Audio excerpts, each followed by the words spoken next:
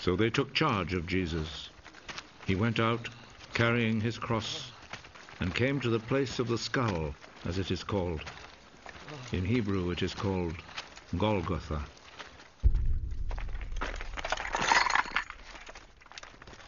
There they crucified him, and they also crucified 2 other men, one on each side, with Jesus between them.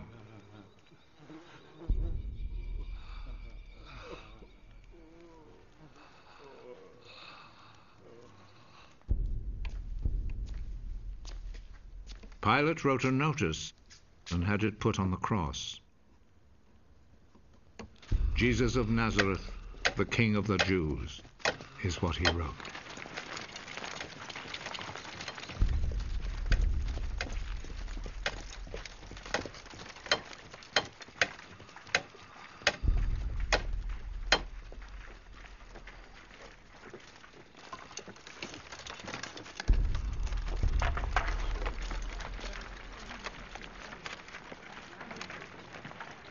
Many people read it because the place where Jesus was crucified was not far from the city. The notice was written in Hebrew, Latin, and Greek. The chief priest said to Pilate, "Do not write the King of the Jews, but rather..." This man said, "I am the King of the Jews." What I have written stays written.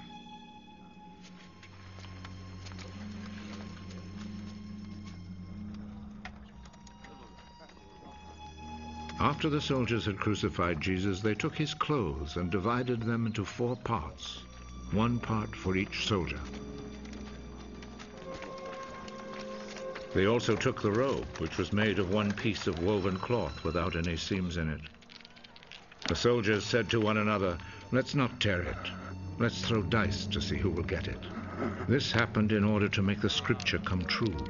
They divided my clothes among themselves and gambled for my robe. And this is what the soldiers did. Standing close to Jesus' cross were his mother's sister, Mary, the wife of Clopas, and Mary Magdalene. Jesus saw his mother and the disciple he loved standing there. "He is your son." Then he said to the disciple, "She is your mother." From that time, the disciple took her to live in his home. Jesus knew that by now everything had been completed. And in order to make the scripture come true, he said,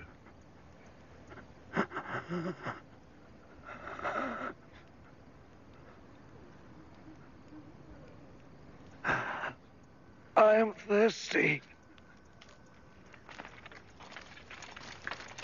A bowl was there, full of cheap wine. So a sponge was soaked in the wine, put on a stalk of hyssop, and lifted up to his lips.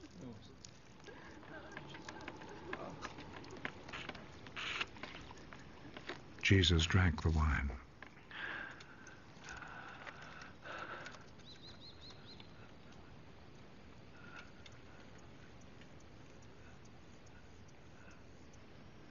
"It is finished."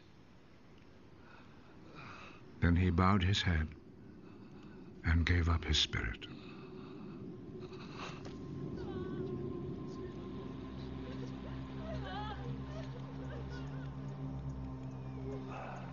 Then the Jewish authorities asked Pilate to allow them to break the legs of the men who had been crucified and to take the bodies down from the crosses.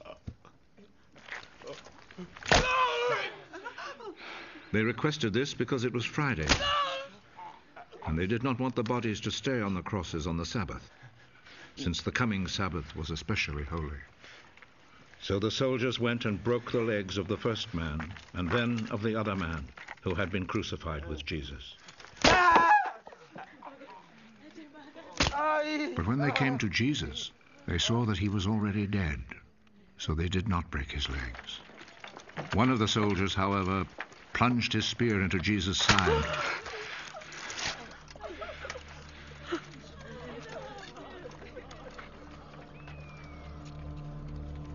at once blood and water poured out.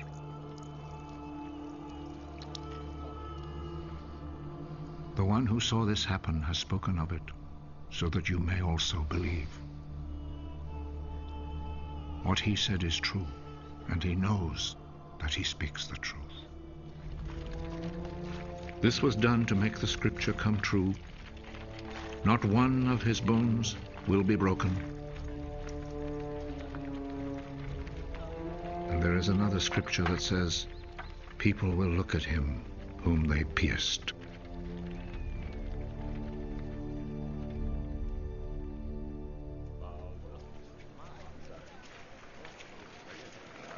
After this, Joseph, who was from the town of Arimathea, asked Pilate if he could take Jesus' body. Joseph was a follower of Jesus, but in secret because he was afraid of the Jewish authorities. Pilate told him he could have the body, so Joseph went and took it away. Nicodemus, who at first had gone to see Jesus at night, went with Joseph, taking with him about 100 pounds of spices, a mixture of myrrh and aloes.